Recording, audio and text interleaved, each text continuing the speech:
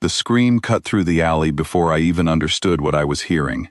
I dropped my bag of trash and froze behind the noodle shop, my heart slamming against my ribs. It was not a cat. It was not a dog. It was something small and desperate, and it was dying right now, somewhere close, in the dark. I had $3 in my pocket, and a shift that ended 2 hours ago. I had no business chasing sounds in a freezing alley at midnight. But my feet moved before my brain caught up, and I found myself pushing past broken crates and a rusted fire escape until I saw them. Two tiny shapes, tangled together in a torn garbage bag, shivering so hard their small bodies blurred. Their skin was not skin at all. It was thin scale, wet and cold, stretched over ribs I could count. Fragile wings, folded wrong, trembled against their sides. And their eyes, when they opened, glowed gold in the darkness, like tiny lanterns refusing to go out. I did not know what they were. I only knew that if I turned around and walked away, they would not survive until morning. So I did not walk away.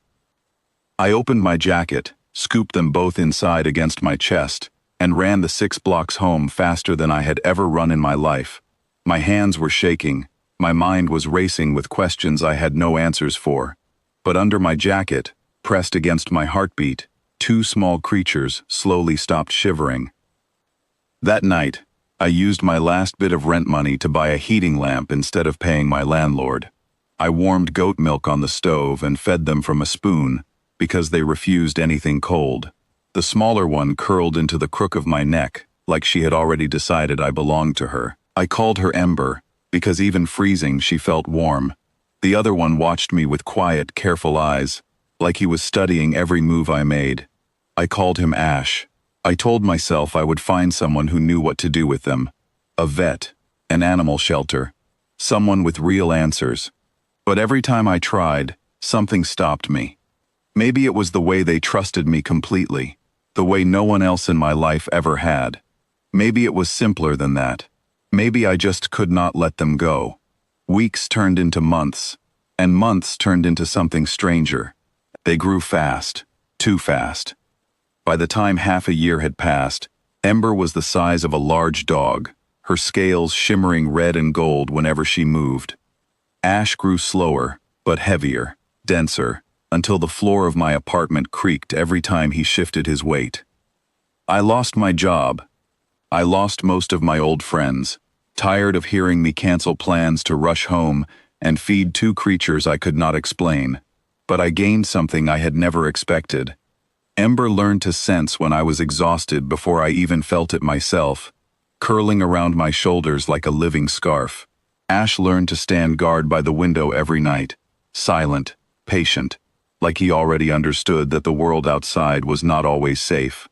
I never searched too hard for what they truly were. Some quiet part of me already knew the answer would change everything. The first sign of danger came on a night I will never forget. I woke to the sound of glass cracking.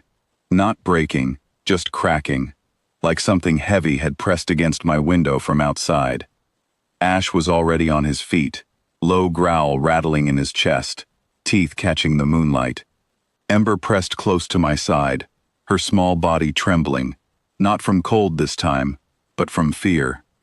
Outside, 3 shapes circled slowly in the night sky, far too large to be birds, their wings cutting silver lines across the moon.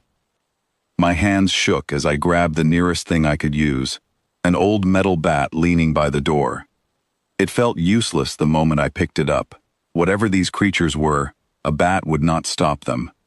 They landed in the small yard behind my apartment building, and the ground shivered under their weight. I stepped outside anyway, heart pounding, placing myself between the creatures in the yard and the 2 I had raised since they were barely bigger than my forearm. The largest of the 3 studied me with eyes like burning coal.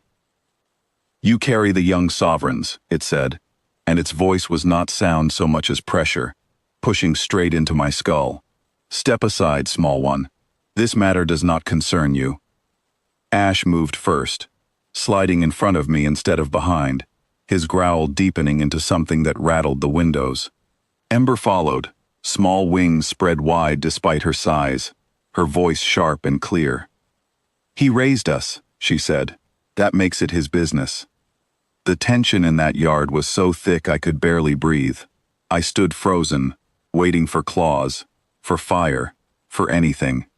Instead, the elder creature tilted its head, studying Ember and Ash with something between disbelief and calculation. "The old lines are dying," it finally said. "The seats of power lie empty. You are the last blood strong enough to fill them.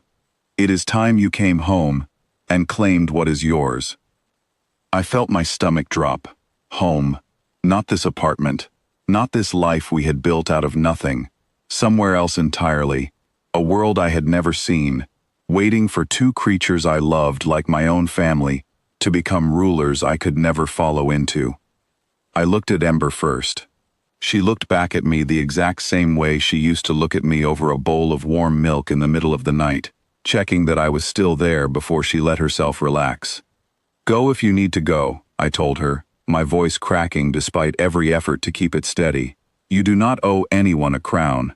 You do not owe me one either." Ash stepped closer, his voice low and steady, carrying a weight far beyond his years. "We did not survive that alley just to forget who pulled us out of it," he said.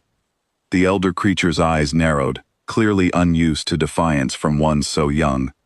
It stepped forward, wings flaring, and for a moment, I thought the night would end in violence. My whole body tensed, ready to shield them, even though I had no power to do so. Then Ember stepped forward instead, placing herself directly between me and the elder, her small frame suddenly seeming much larger than before. "If the seats need blood," she said, "then the blood decides how it rules. Not you." Silence stretched across the yard, tense enough to feel like it might snap. Finally, the elder creature lowered its head, a slow, reluctant bow. "Very well, young sovereign. The seats will wait for your terms." And just like that, the three of them rose into the night sky and disappeared, leaving the yard eerily still, my heart still hammering against my ribs. Nothing about the following months was calm. Messengers came and went, strange visitors with sharp eyes and careful words, all of them treating Ember and Ash with a respect that still felt unreal to me. But through every visit, every negotiation, every tense meeting held in my tiny living room, my rescued dragons kept one rule firm. Any decision about their future had to include me.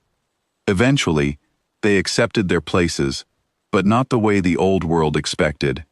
Ember rewrote ancient laws about weakness and worth before her ceremony even finished, declaring that no creature would ever again be judged by how fragile they were born. Ash's very first decree as a new leader was simple and absolute. No hatchling of any bloodline would ever be left to die alone in the cold again. They still returned to visit, slipping back into the world I once thought was too small for them. Emma complains that palace meals cannot compare to instant noodles, which I take as the highest compliment. Ash sends healers to learn from me. The same man who once could not afford rent, now somehow trusted with knowledge that shapes entire kingdoms. I never set out to raise anything as extraordinary as dragon kings. I only wanted to make sure two small, freezing lives survived until morning. For beings like them, it turns out, that single choice was enough to change everything.